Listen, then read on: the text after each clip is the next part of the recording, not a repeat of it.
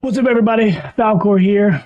Today's topic of discussion: the military. Yes, I spent 6 years in the military, and I got some stories I want to share. First off, 2017, I decided I wanted to finally join the military. It took years for me to kind of convince myself to do so, but I finally did it at the ripe old age of 27. I don't know why I waited so long, but I finally decided to join. I decided to go into a recruiter's office for the Air Force and just have a conversation. It went pretty well. He gave me a few options and told me, hey, go and get your ASVAB score. And I did. I made a 92, which was great for him because I qualified for any job I wanted in the Air Force. For the recruiter, it was great because I had options. So when it came to and my job was selected, I went in to sign my documents. To preface this right here, I did tell my recruiter I didn't know if I wanted a 4 or 6 year. I was open to the option of a 6 year. I just didn't know at the time. It's important because when I got the call and was told that, hey, you got the job, you're a 1 out of 3, come on in, let's sign your paperwork. I did sign the DEP, which was the delayed entry program. So essentially all it is like your first documents you legally sign that puts you in the military and says, hey, when you get this job, you will start at some time. Keep in mind, if you do end up joining the military and you want to sign in the delayed entry program, it does not mean you're in, it just means you're kind of in. You have the foot in the door. So if you decide that you don't want to join, you do not have to sign anything else after that. Once your job is picked, the only time that you're in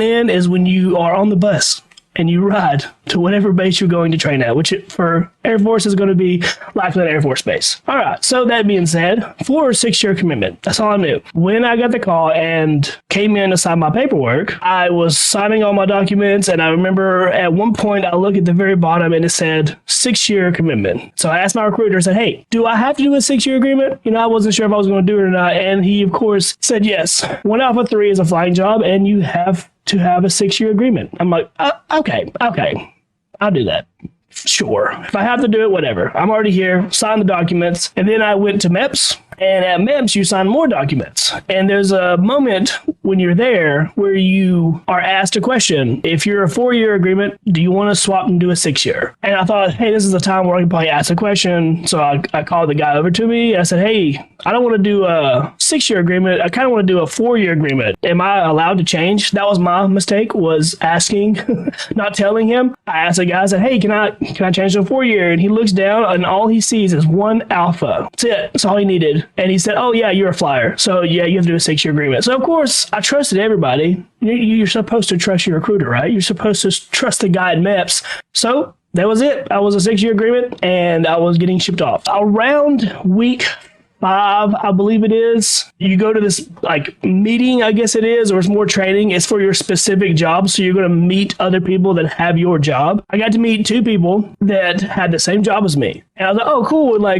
was talking about hey, how'd you get this job? Or did you want to have this job? And then I got to that question and I said, hey, wait a minute. Are you guys 6 year, right? You did 6 year agreement? Neither of them were a 6 year. They both did 4 year agreements. And I laughed at myself because I was duped. I was duped in doing a 6 year agreement. It was great.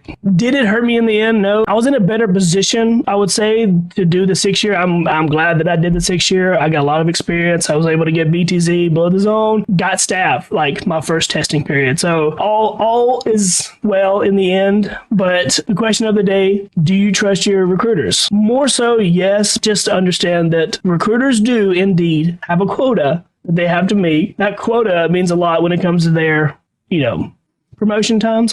So the more 6 years they get, the greater it looks on their promotion papers and their EPRs. So recruiters, trust them, but with a grain of salt. That's it for me, guys. That was my little story, my little initiation to my 6 year agreement that I got duped into. Understand that when you join the military, it's not all going to be great, and you're not going to be told the truth all the time. For next time, I have another story coming up on the next video. You guys have a great one. Love you. See ya.